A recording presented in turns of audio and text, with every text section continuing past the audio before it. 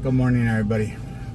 Well, I got a story for everything. My story today is going to be about Paul Walker.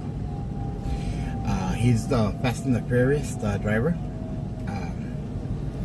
So, everybody knows that I pick up my daughter in Santa Clarita. And this time it was a different setting. The freeways were congested. There were like a lot of traffic, and I need to be there exactly on time, not even a minute late, because then they bitch at me. Juras, right there, the sheriffs, and they harass me, and they're always after me, and any little thing I do wrong, they fuck with me in front of my mom, in front of my sister, in front of my grandma. They've harassed me and disrespected me and handcuffed me and just to check me out. Everybody knows that Mavi has a very emotional temper. When she doesn't know how to respond, how to reply, or when she gets upset, she always cries. And she has that, and because she didn't speak good English or anything, cops would think that I abused of her or disrespected her or hated her, or I was always harassing her, I guess, and it was never that. It's just that when she gets emotional and she gets she don't know how to reply, she'll start crying, and she's always had that. My daughter has that a little bit also, but hopefully it doesn't as bad as my daughter, as my. Well, a week before, my daughter had just, she was about 4 years old, and she threw a tantrum in the freeway, Well, this time, the freeway's locked and loaded, and nothing's moving, and I gotta be there a certain time. So I'm panicking. I'm stressed out. My daughter, her tablet's battery went down, and normal drive is 45 minutes. This time it's about 3 hours, and I have Mavi every 5 minutes calling me like, where you at? And when I pass San Fernando Road off the 5, there's like a weight scale for the trucks. So I said, fuck, man, let me give her my phone. I tried giving it to her, handing it out to her. She was just crying. She was frustrated. I didn't have the AC, so I lowered the windows, and we're stuck. We're not moving. Mavi's harassing me, and I'm already seeing my life destroy. I say, my God, I don't know what's gonna happen, And in my mind, in my heart, in my soul, I'm over here. I'm praying to God that she understands, and hopefully they don't make a big thing out of it. I mean, I started recording and the traffic and everything, and I already know what the cops are gonna tell me. It's not my problem. You should have planned ahead. And I always leave everything to the last minute, everybody. So I've always had that problem in life, and so I pull out to the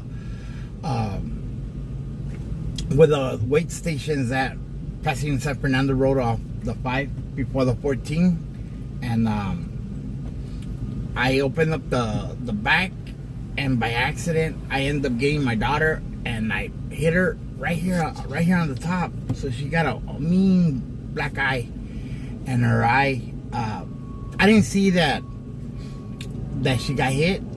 I sort of did, but not really, because she was already crying. She was frustrated, so I grabbed her, and I'm in the freeway just like singing to her, walking up and down, and finally she comes down. It was like a rough 2-3 minutes, and she's never done a tantrum on me or nothing. And My phone's ringing. I'm about to start crying. I'm upset. I'm asking God for help, and I don't know what to do.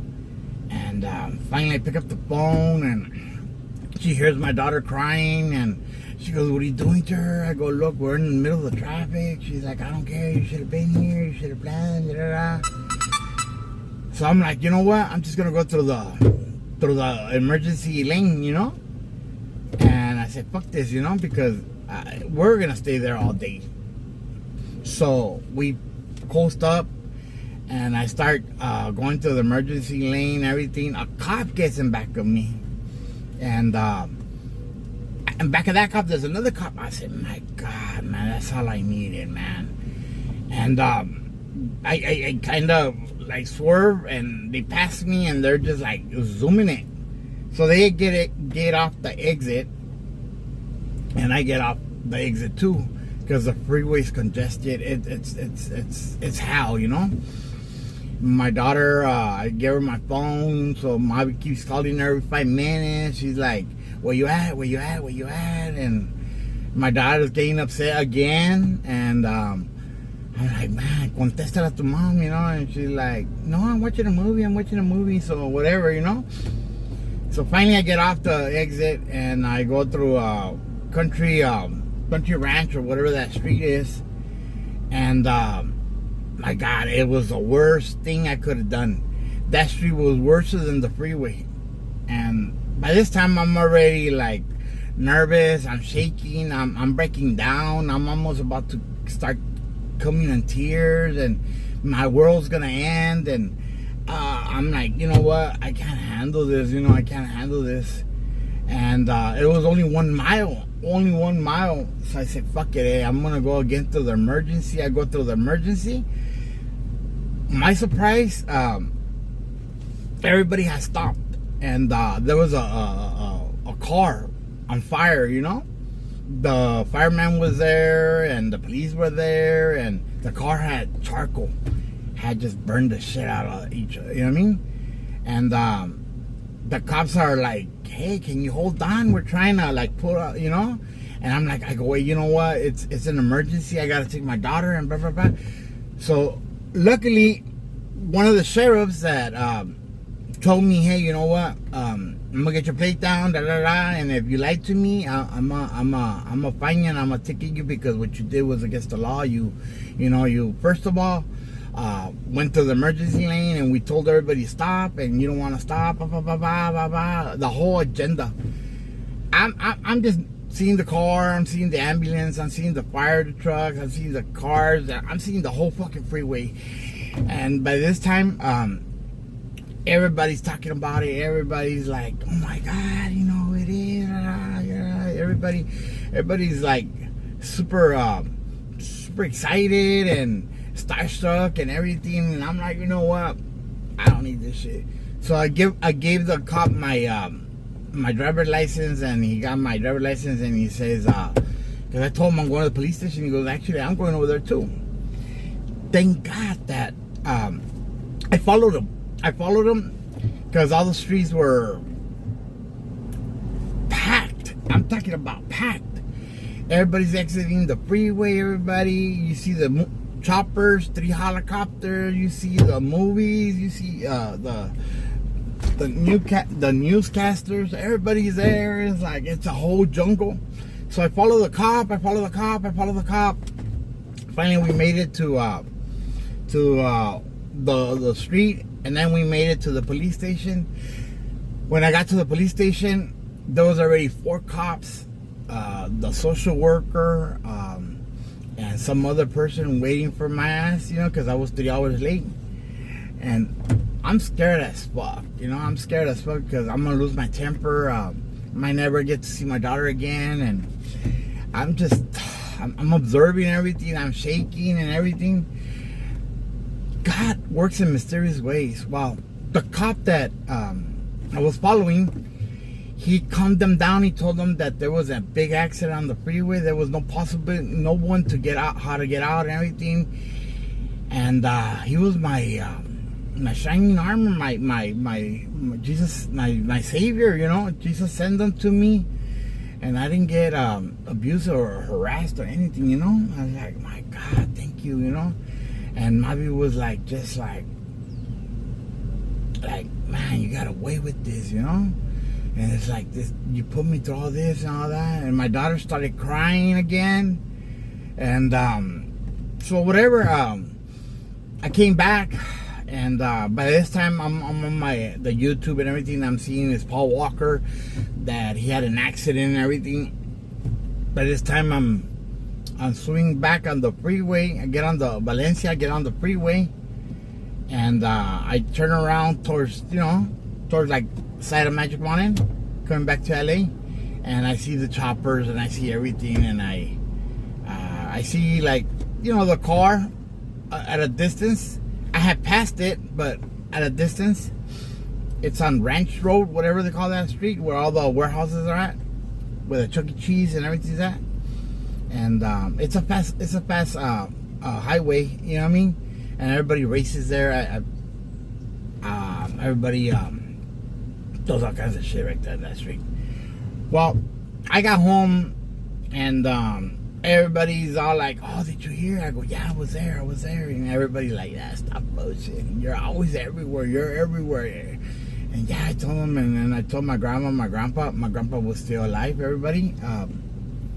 This is about 1 week before he passed away. And next thing you know, 2-3 days passed by. And next thing you know, the sheriffs come to my door and arrest me. And I used to live right there with my grandpa in the Bell Gardens.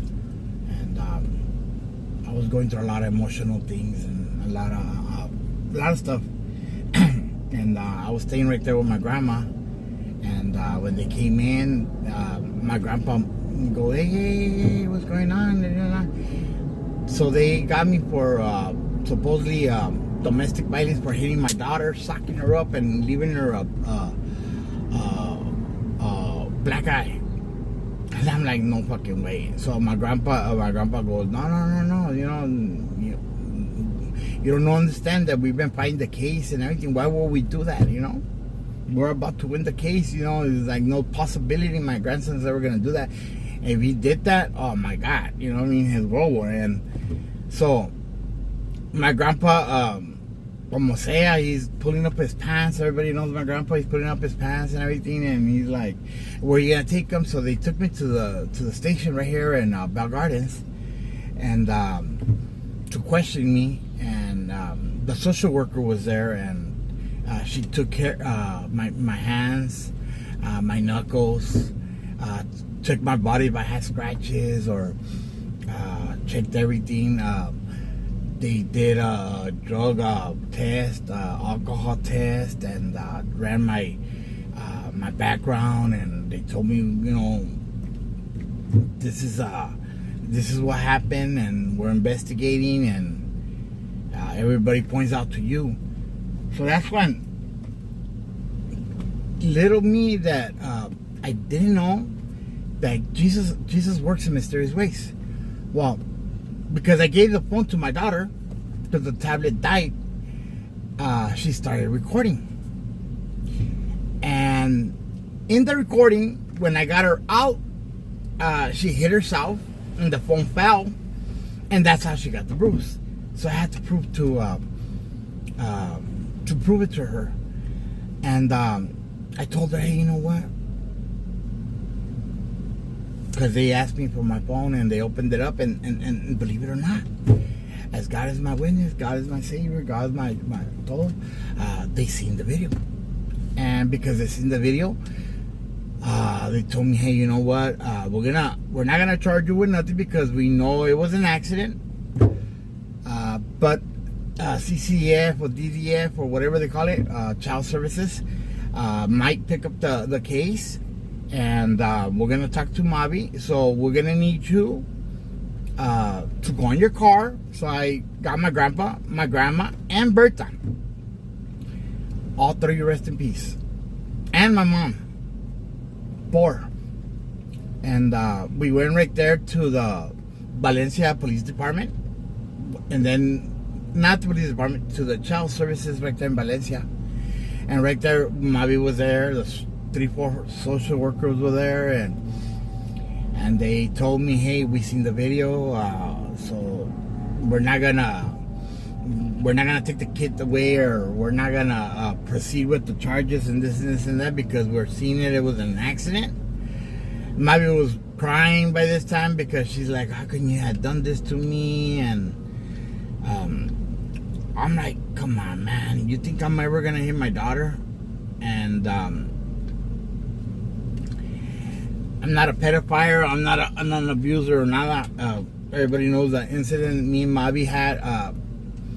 The reason I got the divorce and everything is because she slapped me like 3-4 times, and I've told multiple times the story, and I slapped her like this one time, and I'm talking about small like this. I'm like, but she's very emotional. She's very, ¿cómo te voy a decir? She takes things like too personal. So they had that on my file. That's why I got domestic violence. I had to obviously take it off to go to work. I was waiting for the expungement and everything, because at work you can't have records like that because we work with people. And I'm like, come on, man. And the social worker apologized to me because they viciously attacked me and called me all kinds of names. And my grandpa almost had a heart attack right there. And my grandpa, he first of all made me promise that I didn't hit my daughter, and I told him absolutely. And he knows how much I love my daughter and everything. And he goes, "Okay, I believe you, and I'm gonna support you. I'm gonna encourage you." And everybody knows that Sandra and Janelle and several people in the family hated Mavi for that. That's why Mavi wasn't able to go to Sandra's wedding, because Janelle and Sandra, they didn't want her there, and they threw her out of the family, you know. So from that day on, they said, "You called my dad an abuser, and my man, you're an abuser. You were willing to press charges and fuck him over, you know." And I told Sandra, and I told everybody, I told Janelle, and I told them, "Hey, don't judge her. It's a mother. A mother will always do everything for her kid." And I learned how to forgive. My grandpa taught me that there's nothing worse in this life if you don't know how to forgive. And you gotta learn to forgive fast. Because, see, he didn't know about Matia Rosal. Well, he knew about Matia Rosalvo, about Miguel Cisneros and all that. But because he didn't confront the problem right there and then, he wasn't the best father in the world to Matia Rosalva and to Miguel Cisneros and all that. And obviously he always hated himself for Miguel and Jojo turning out the way they turned out, for living in the projects, and for not being the best father in the world. And he told me, "Mijo, don't let this grudge take over you. Don't be hateful, nada. Act like nothing happened. Continue being the best father for your daughter. Continue being there for her. And don't let nothing or nobody or the devil or anybody fuck with you, you know." And I took it, and most of my family, they still haven't forgave, but I did. And to a lot of people, it's strange that I learned how to forgive and everything. But hey, you gotta do what you gotta do to be a parent and to be there for your kid. And you have to earn your stripes, and you have to pay the dues. And a lot of people don't understand with child services, and all that get involved. They take away your kids and they investigate and they make you go through all kinds of classes and objects and everything. But thankfully that my daughter recorded, and that thing does a nightmare, everybody. And once they talked to me, they found out the person I was, and she says, "Dan, everybody describes you whole different than what you really are in person. You're fucking an awesome person, you know." And knowing me in person, she says, "There's no possibility they'll pick up the case. You know, they're gonna drop it right there and then." And I told them, "Thank you. It's only God." And they asked me, "Do you believe in Jesus Christ?" I told them, "Yes, I do." And I've never denied God. Never said that I've done something without God. I always get up to Him, and I always pray to Him, and I always ask Him and tell Him thank you for allowing me to have an opportunity to be a better person and to show people the person I really am. I know I might be intimidating, I'm an asshole, cold-blooded, or whatever, but I'm a good person. I'm very fun, lovable, caring, understanding, and I believe in Jesus Christ. And I don't abuse and I don't take advantage of nobody.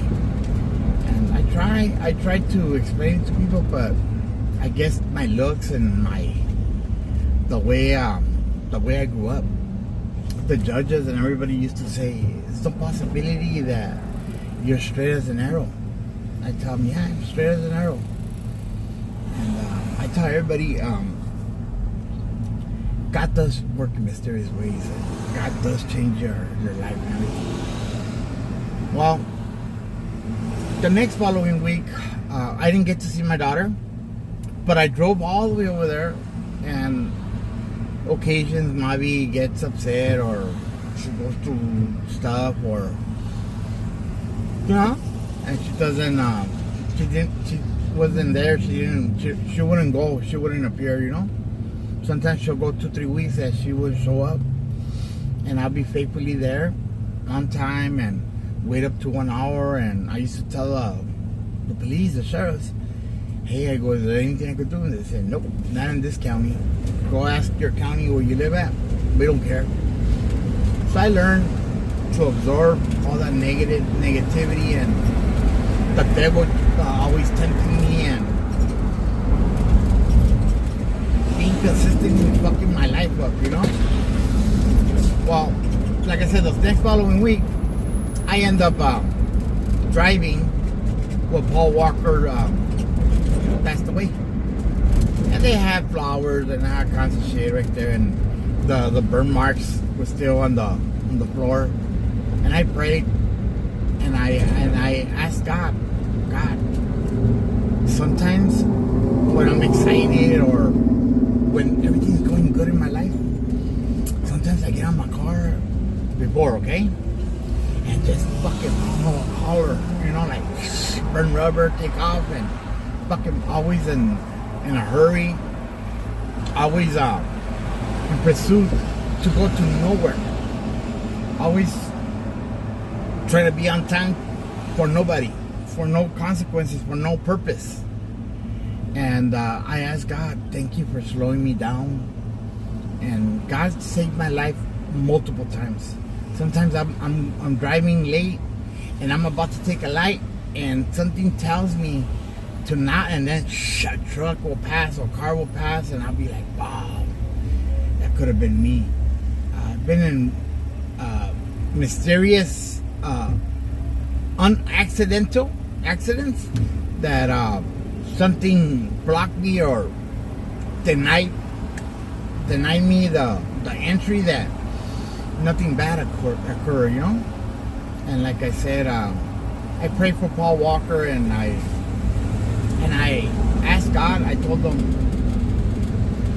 to always remind me, and I'm gonna use Paul Walker as my vessel, as you're never late, don't get overexcited, and don't do stuff stupid. The rules, the laws, the speed limits are there for a reason, and we sometimes ignore all that, and we think that we're not human and we're fucking special and we could do whatever we want. Nah, everybody.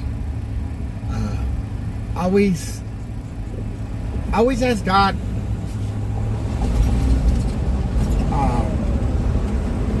for the way. Always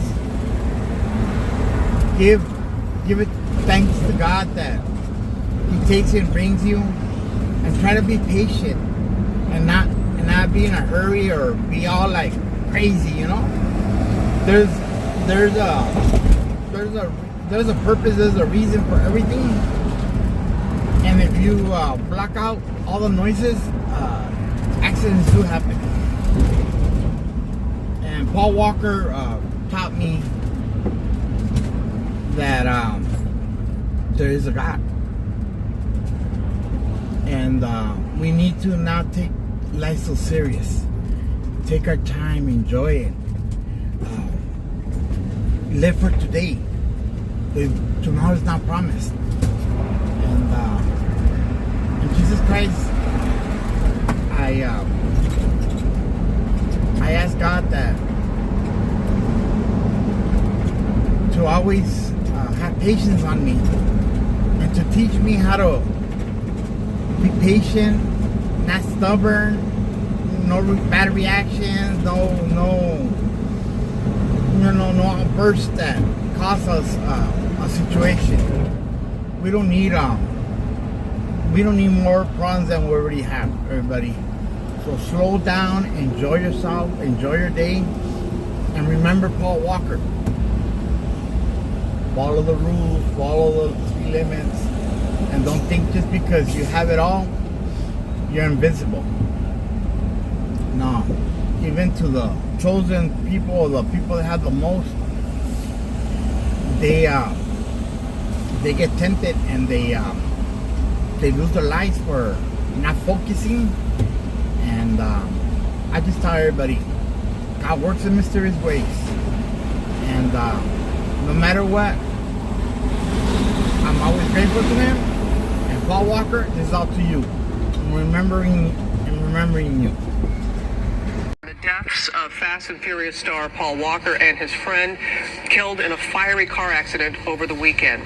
Investigators working right now to determine the cause of the wreck. ABC's Cecilia Vega has the story.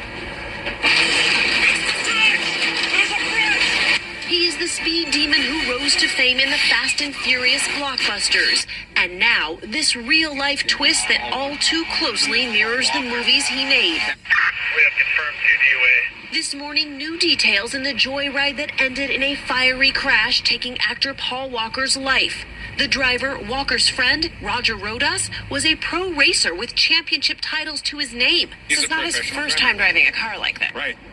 That's why I'm shocked. He's driven cars faster than this. A Porsche Carrera GT that can hit speeds of up to 240 miles per hour, reportedly being sold for more than $300,000, and so difficult to handle, even professional drivers called it scary. On Saturday, both men attended a toy drive-in car show for Walker's charity, Reach Out Worldwide. Here's Walker with that Porsche in one of the last known videos of the 40-year-old star. They pulled out of the parking lot slow. Jim Torp spoke to both men just before they rode off. The crash happened in a business park just a few blocks away, minutes after they left. What was the last thing you heard Paul say? Hey, I'll be right back in 5 minutes. That was the last words I heard. They struck a tree and a pole. Both men pronounced dead on the scene. The mangled car unrecognizable. The pole bent in two. Fast and Furious co-star Tyrese Gibson among the throngs of mourners who visited the scene, leaving in tears. It's been a while since I've been behind the wheel of one of these. Walker had been on break from filming Fast and Furious 7. Production is now reportedly delayed. How was that one? The real question is how long they're going to take here to figure out the direction of the film and to make everyone comfortable with coming back to work. Hey, what's going on? Evacuate me, come on. He also has another movie scheduled for release in 2 weeks. In Hours, Walker plays a father trying to save his baby daughter during Hurricane Katrina. I'm in St. Mary's Hospital. I got a baby. I need to rescue. And Walker is survived by a 15-year-old daughter, Meadow. This is that scene where he crashed and died, Robin. Police now say that speed was a factor. I know they're going to continue to look into it. Cecilia, thank you. What if Adam? I'm going to be off camera anyway when we go to DO, so... Yeah.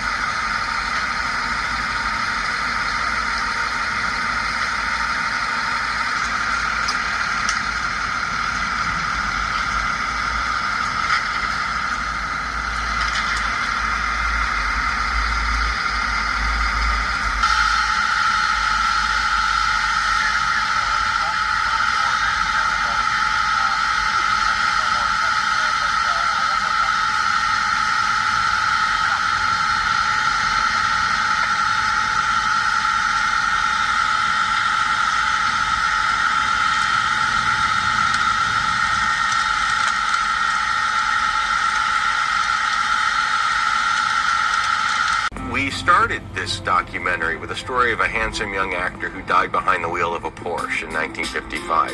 We're ending this documentary with another handsome young actor who died in the passenger seat of a Porsche in 2013. These two stories are bookends of these tragedies that we're focusing on. On November 30th, 2013, Paul Walker had a charity event. He was holding it at his always evolving auto shop up near Santa Clarita. And it was to benefit the victims of the Philippines typhoon that happened before that, obviously. They had already raised over $1 million, and they were buying kids' toys and games and food and supplies and medical supplies for the families as well. And Paul was overjoyed at the progress they'd made in this event, raising all this money for the victims. And everyone was in a great mood that day. And then it went terribly wrong. Behind me is Paul Walker's always evolving auto shop thing, and it's, you see where that the blue windows are, and what looks like car carriers still over there to the right of it.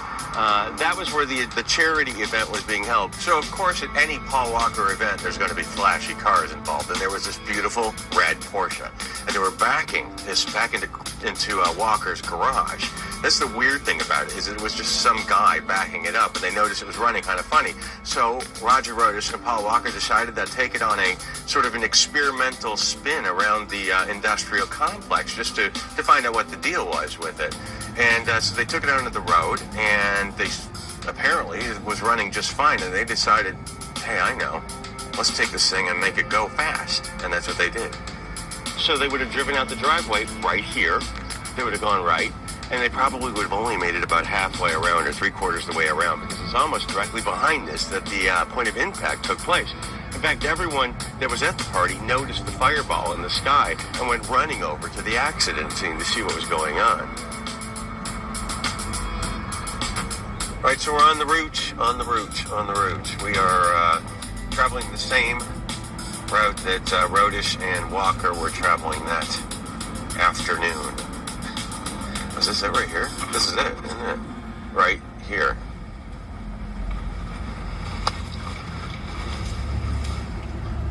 So behind me is the actual accident site where the point of impact was.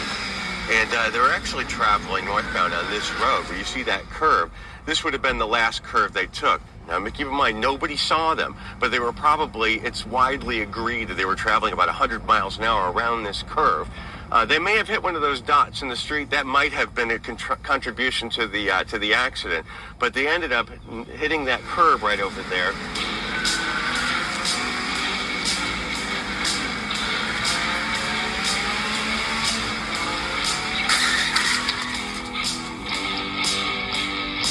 First thing they did was sheared that tree that you see, the first tree right on the corner, and then they hit the second tree, and then they spun around and the vehicle burst into flames right there. It didn't take very long for many people to come. Some people came with fire extinguishers trying to put it out, but the heat from the flames was too intense. So of course then they called 911 and got their cell phones out and took loads of pictures all over the internet of the accident in flames. It was pretty dramatic. So this is the curve they never made. They were traveling in this direction, and you can see clearly this is almost like a racetrack that we're on right now, off of the main road, and clearly people use this for their recreational donuts. Use this road.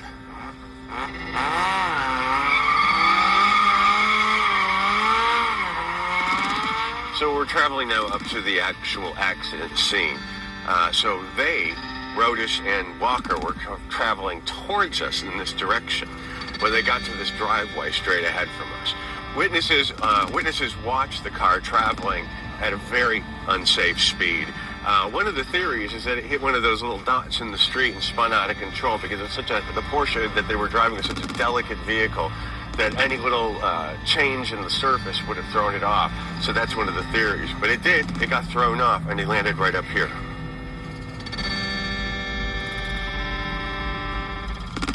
Now, since we've been here, this has been months afterwards. At least 4 cars and more traffic is constantly coming around here. It's turned into a real shrine. So Rodish and Walker came around this way, grazed that tree right there, and went up the curb, grazed the tree. There was a traffic light right there. That was taken out. The car actually spun out after the impact of the second tree and landed here. And this is where it burned. And you can see clearly there are still scorch marks. The fuel leaked all the way down to the end of the bushes. So this was the actual point where the car landed. The debris from the car, they found some of it, 170 feet away. They found some of the debris. The starter from the Porsche ended up going through the window of the second-story window of that wireless office right there. So it all unfolded like we just walked through it. This was it. This was just a spray of fuel and Porsche.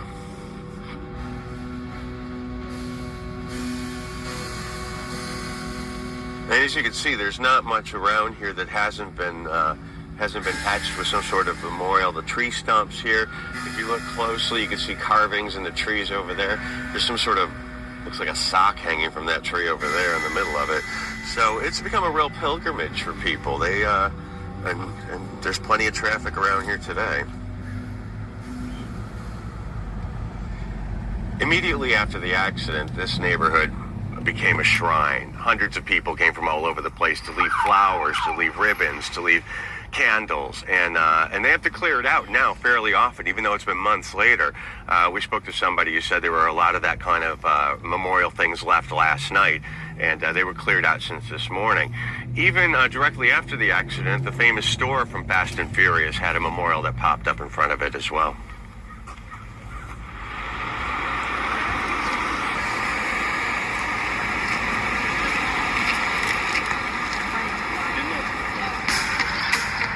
Paul Walker and Roger Rodish are commemorated here in the Dearly Departed Tours Gallery. A very kind friend of Dearly Departed Tours stopped in one day and gifted us with that remnant of the accident scene, a branch from the charred tree that was charred from the accident. And now this remnant of Paul Walker's death and Rhoda's death will now forever be in the Dearly Departed Tours gallery.